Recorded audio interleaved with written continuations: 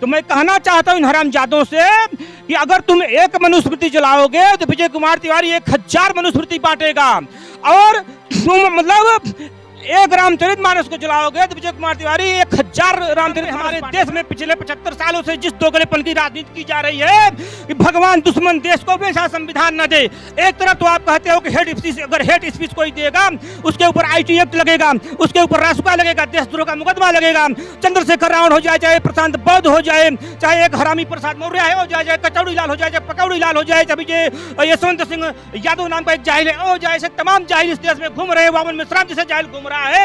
ये लोग डेली आप देखेंगे सोशल मीडिया पे ब्राह्मणों के खिलाफ, देश के खिलाफ, देश की सभ्यता और संस्कृति के खिलाफ, रामचरितमानस के खिलाफ, गीता भागवत के खिलाफ आए दिन खुले मंचों से मतलब गाली देने का और अपमानित करने का काम करते हैं, हेड स्पीच देते हैं। और तो और मैंने कई बार देखा है कि हमारे देश के माननीय प्रधानमंत्री मोदी जी के बारे में भी वामन मिश्रा और चंद्रशेखर जैसे जाहिल गलत टिप्पणी करते हैं, अभद्र टिप्पणी करते हैं, अश्लील टिप्पणी करते हैं।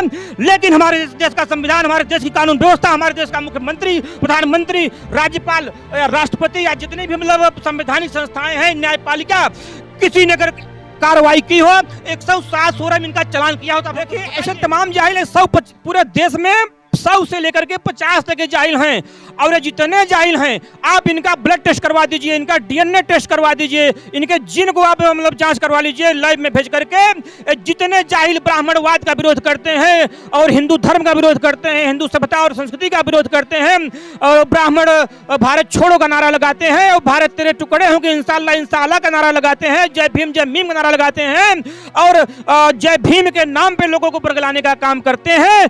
आप इन जाहिलों का ब्लड टेस्ट करवा लीजिए, इनके ब्लड में ब्राह्मणों का ही DNA मिलेगा। तो बड़ा नेता चंद्रशेखर रावण ये कहता है कि मनुस्मृति को पूरे देश में बैन कर देना चाहिए।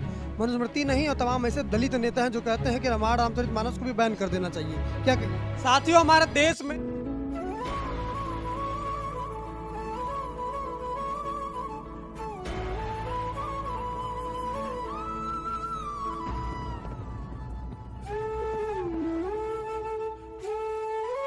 एक ऐसा बड़ा तबका है जो मनुस्मृति को जलाता है और पाखंड कहता है और भगवान को भी गाली देता है और ब्राह्मण को विदेशी बताता है।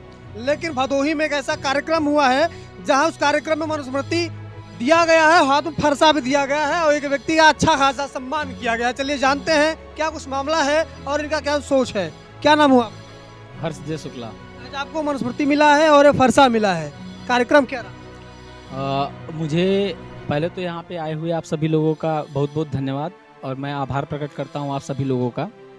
और मुझे उत्तर प्रदेश सवर्ण आर्मी की तरफ से उत्तर प्रदेश का प्रदेश उपाध्यक्ष बनाया गया है और आज इसी के परिप्रेक्ष्य में मुझे भदोही जिला मेरा गृह जनपद है और इसी के परिप्रेक्ष्य में आज कार्यक्रम आप लोगों के द्वारा स्वागत समारोह किया गया है और इसके लिए आप लोगों का बहुत बहुत धन्यवाद। और मुझे जो आप लोगों ने ये सम्मान दिया है और जो ये मनुस्मृति और भगवान राम परशुराम भगवान का ये जो फरसा मुझे दिया गया है, मैं ये जो जिम्मेदारी और जो ये चीज़ें मुझे दी गई हैं, मैं इसको पूरी गंभीरता के साथ में इसका निर्वहन, इस जिम्मेदारी का निर्वहन करूँगा। बड़ा तबका मनुस्मृति को जलाता है और कहता है ये पाखंड है, पाखंडवाद को बढ़ावा देता है और ब्राह्मणों को मनोवादी कहा जाता है और कहा जाता है कि इनका DNA यूरेसी है, ये रूस से आए हुए हैं, बाहर भगा देना चाहिए। क्या कहिएगा उन तमाम? ऐसे लोगों को मैं बताना चाहूँगा कि उन लोगों को आवश्यकता है मनुस्मृति को पढ़ने की। अगर वो लोग जिस दिन ये मनुस्मृति को पढ़ लेंगे तो वो उनके ये विचार बदल जाएंगे। ऐसे लोग अगर एक बार मनुस्मृति को पढ़ेंगे तो उनको समझ में आएगा कि कहीं पे भी ये चीज़ें मनुस्मृति में नहीं लिखी गई हैं। जो जिस तरह से बताया जा रहा है, जो लोग मतलब मनुस्मृति को, वो लोग सिर्फ मनुस्मृति को बदनाम करना चाहते हैं। तो ऐसे लोगों से मैं आग्रह करना चाहूँगा कि वो लोग एक बार मनुस्मृति को पढ़ें और पढ़ने के बाद में उनके विचार अपने आप ही चेंज हो जाएंगे। मनुस्मृति को पढ़ने की आवश्यकता है, फाड़ने की आवश्यकता नहीं है। और फ्रेम में एक शख्स और हैं। आज आपने मनुस्मृति दिया है स्मृति चिन्ह के रूप में और ये फरसा भी आपने दिया है। क्या कहिएगा जो तमाम लोग इसे जला रहे हैं, फाड़ रहे हैं, क्या कहिएगा? जो तमाम लोग इसको जला रहे हैं, फाड़ रहे हैं, ये वही लोग हैं जो अपनी माता को भी गाली देने का काम करते हैं, अपने बाप को भी हरामी कहने का काम करते हैं। वही लोग धार्मिक ग्रंथों को जलाने का काम करते हैं। मैं पूछ रहा हूं कि बख्तियार खिलजी ने नालंदा विश्वविद्यालय जलवा दिया, सालों साल जलता रह गया, तो क्या इन जाहिलों से मैं पूछना चाहता हूं कि हमारे धर्म ग्रंथ जल गए? नहीं, वो और मतलब ऊर्जा के साथ और तेज के साथ और प्रकाशित हुआ और प्रचारित हुआ।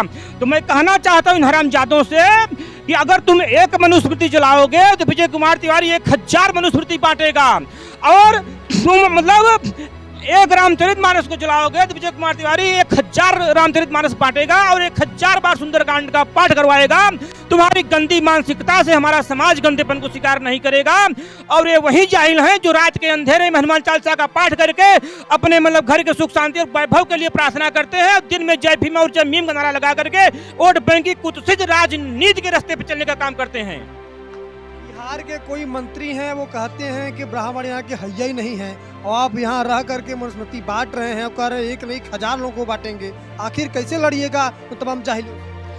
देखिए, ऐसे तमाम जाहिल 100 पूरे देश में 100 से लेकर के 50 तक के जाहिल हैं, और ये जितने जाहिल हैं आप इनका ब्लड टेस्ट करवा दीजिए, इनका डीएनए टेस्ट करवा दीजिए, इनके जीन को आप मतलब जांच करवा लीजिए लैब में भेज करके। जितने जाहिल ब्राह्मणवाद का विरोध करते हैं और हिंदू धर्म का विरोध करते हैं, हिंदू सभ्यता और संस्कृति का विरोध करते हैं, और ब्राह्मण भारत छोड़ो का नारा लगाते हैं, और भारत तेरे टुकड़े होंगे इंशाअल्लाह इंशाअल्लाह का नारा लगाते हैं, जय भीम जय मीम का नारा लगाते हैं, और जय भीम के नाम पे लोगों को बरगलाने का काम करते हैं। आप इन जाहिलों का ब्लड टेस्ट करवा लीजिए, इनके ब्लड में ब्राह्मणों का ही डीएनए मिलेगा। ये समस्याएं यहाँ से नहीं है, ये समस्याएं यहाँ से नहीं है।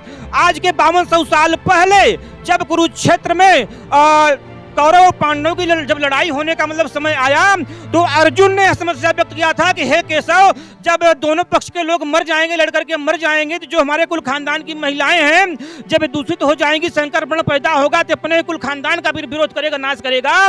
तो हमारे मतलब समाज के जो चरित्रहीन टाइप के कुछ लोग थे, जो गलती से मतलब रात के अंधेरे में उनसे गलती हो गई है, और उसी गलती के फलस्वरूप ये जाहिल कहीं मतलब खेत खलिहान में पाए जाते हैं, कहीं कचरे के ढेर में पाए जाते हैं, कहीं अनाथालय से लाए जाते हैं, जो नाजायज औलादे ब्राह्मणों के ही नाजायज औलादे हैं। ये जाहिल जो हैं ये ब्राह्मणों की नाजायज औलादे हैं। अगर आप इनका मतलब जीवन परिचय देखेंगे तो इनका जन्म कहाँ हुआ है? किसी तालाब के पास फेंके हुए पाए जाते हैं शिशु के रूप में, कहीं मतलब शौचालय के पास फेंके हुए पाए जाते हैं बच्चे, कहीं आप देखेंगे खेत खलिहानों में पाए जाते हैं। तो यही ब्राह्मणों की नाजायज औलादे हैं जो संकर वर्ण के रूप में दूसरे जात के लोगों के हम मतलब पल बढ़ करके ब्राह्मणों के खिलाफ ही साजिश और षड्यंत्र करके अपनी राजनीतिक रोटी सेकने का काम करते हैं, लेकिन हमेशा होने नहीं देंगे। दलितों का कथित बड़ा नेता चंद्रशेखर रावण ये कहता है कि मनुस्मृति को पूरे देश में बैन कर देना चाहिए।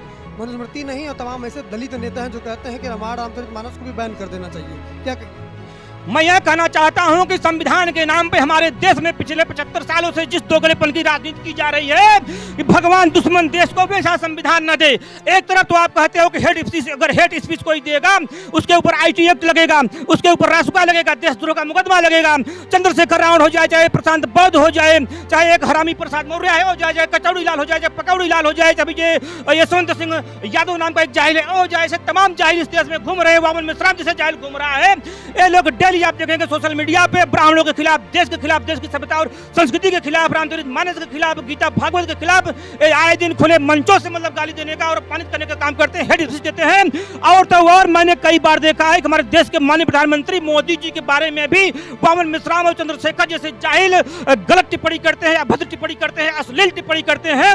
लेकिन हमारे देश का संविधान, हमारे देश की कानून व्यवस्था, हमारे देश का मुख्यमंत्री, प्रधानमंत्री, राज्यपाल, राष्ट्रपति या जितने भी मतलब संवैधानिक संस्थाएं हैं, न्यायपालिका, किसी ने अगर कार्रवाई की हो, 107 में इनका चालान किया हो तो आप हमको बताइए। हमारे कहने का मतलब है मिला जुला करके सारी व्यवस्था वोट बैंक की राजनीति पे है। अगर आपके पास वोट बैंक है तो मतलब आपकी पूजा होगी, अगर आपका वोट बैंक बिखरा हुआ है तो आपको रिफ्यूजी की तरह मतलब देखा जाएगा। और आप जो कह रहे हैं चंद्रशेखर रावण ऐसे वैसे, ये 13-22 ब्राह्मण, मैं बता दूं कि मेरे भाई साहब हुआ शूद्रा, अंबेडकर जी ने किताब लिखी है, आप पढ़ेंगे हुआ शूद्रा, शूद्र कौन थे। तो अगर एक जाहिल, आप लोगों को पता होगा जितने जाहिलों का मैंने नाम लिया है, अंबेडकर जी से अधिक न कोई पढ़ा लिखा है न कोई विद्वान है। अंबेडकर जी ने कहा था कि जो आज का जो शेड्यूल्ड कास्ट है, माने SC ST वर्ग जो है, इसका वैदिक काल के शूद्रों से कोई मतलब नहीं है। अब ब्राह्मण, क्षत्रिय, वैश्य, शूद्र वैदिक काल से चले आ रहे थे, तो बीच में शूद्र कहाँ चले गए? आप लोगों ने सोचा कहाँ चले गए? पता है आपको कहाँ चले गए शूद्र? हाँ, हम बता रहे हैं। देखिए, जब हमारे देश में 1100 साल 1200 साल पहले जब यवनों का मतलब आक्रमण हुआ, शाह अली आया, महमूद गजनवी आया, मोहम्मद गोरी आया, अकबर, बाबर, हुमायूं, शाहजहां, जहांगीर, औरंगजेब आया और तलवार के दम पे जब इन्होंने कन्वर्ट करने की प्रक्रिया चालू की, आपको पता होगा कि यही काशी में, बनारस में डेली 52 कुंतल जनेऊ जो है बिखरी पड़ी रहती थी। डेली हजारों लाखों ब्राह्मणों ने, क्षत्रियों ने अपना सिर कलम करवा दिया। हमारे मतलब समाज की माताएं बहनें अग्निकुंड में जौहर कर लिया, लेकिन तलवार के दम पे इन्होंने कन्वर्जेशन स्वीकार नहीं किया, धर्मांतरण स्वीकार नहीं किया। लेकिन जो शूद्र थे, जो वैदिक काल के शूद्र थे, इन लोगों ने तलवार के दम पे कन्वर्ट होते होते एक दिन ऐसा आया है, सभी लोग मुगल हो गए, सभी लोग यवन हो गए, सभी लोग इस्लाम स्वीकार कर लिए, सभी लोग मुसलमान हो गए। अब जब मुसलमान हो गए, इसके बाद जब मतलब मुगलों का शासन खत्म हुआ और इस देश में ईस्ट इंडिया कंपनी के नाम पे जब अंग्रेजों का आधिपत्य हुआ, तो यहाँ पे सेवादारी, चौकीदारी करने का मतलब आदमी नहीं मिल रहे थे। अंग्रेजों के घोड़साल में लिद साफ करने वाले नहीं मिल रहे थे।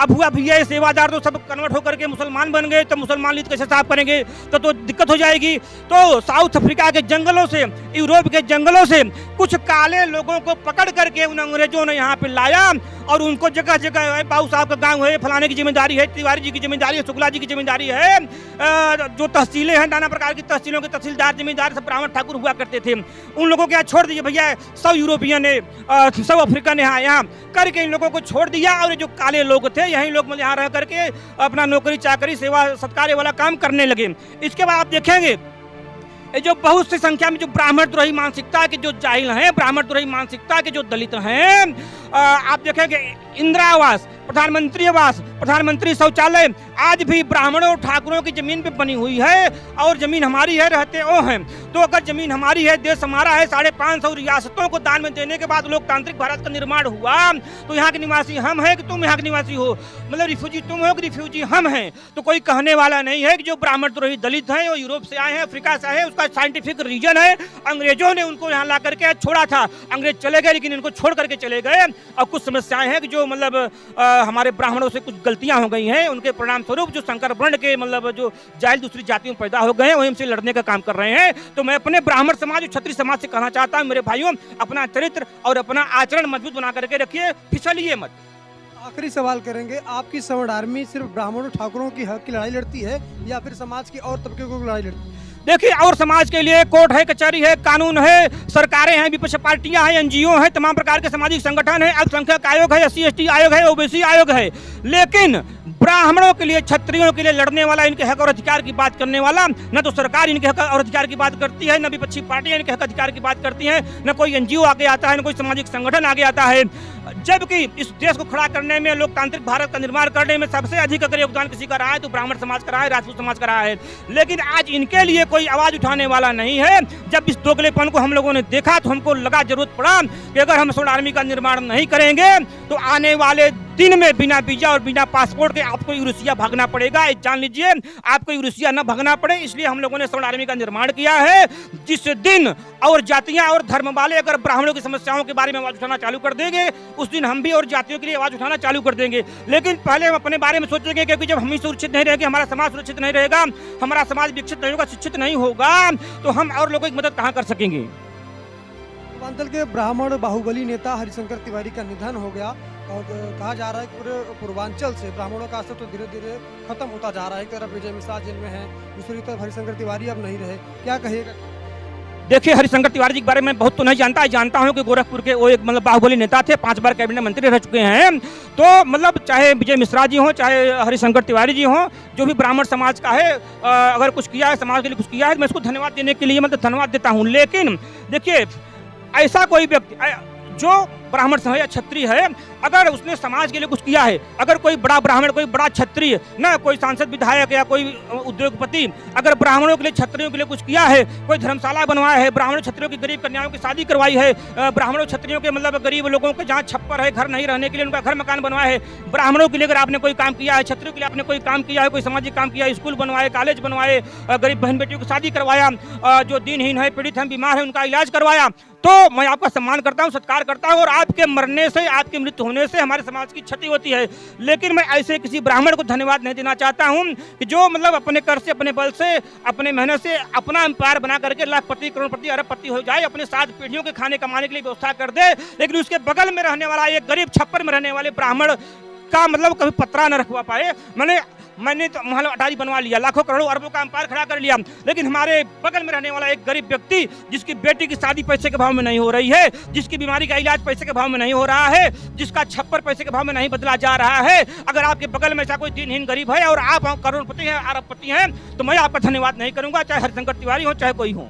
ठीक है, एक तरफ बड़ा तबका जो है मनुस्मृति को जलाता है और ब्राह्मणों को गरियाता है और विदेशी बताता है, लेकिन एक ऐसा तबका जो चोटी वाला है, तिलक वाला है, उसे उतना ही मजबूती से जुड़ा हुआ है। यही कारण है कि यहाँ भदोही में कार्यक्रम रखा गया और सवर्ण आर्मी के प्रदेश उपाध्यक्ष का सम्मान किया गया और स्मृति के रूप में, स्मृति चिन्ह के रूप में मनुस्मृति और फरसा, परशुराम भगवान का फरसा दिया गया है। बाकी मेरा नाम विपिन है और आप इस वीडियो के बारे में, इस खबर के बारे में क्या सोचते हैं, कमेंट करके जरूर बताइएगा। बाकी